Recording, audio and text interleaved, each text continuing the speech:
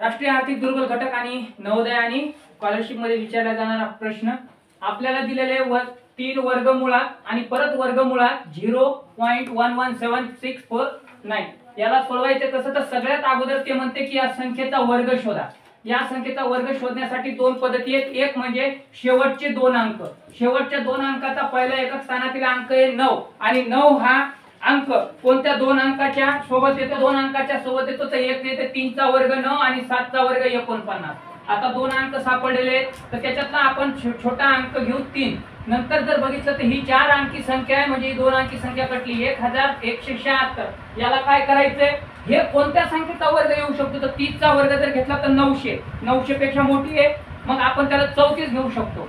मग 34 घेतला तर सरळ सरळ 34 आणि 35 च्या मधात जे वर्ग संख्या येते ती येते 1756 मध्ये। म्हणजे आपल्याला वर्ग सापडलेला आहे आता की 343 चा वर्ग एवढा आहे। मग राहिलेली संख्या काय असते आपली, आपल्याला विचारलंय आता या संख्येचा रूट कोणता येईल तर या संख्येचा रूट 300 क्यूब आहे। 343 का क्यूब किती आहे 7, 7 चा घन आहे 343 म्हणजे आपलं उत्तर यायला पाहिजे 0.7।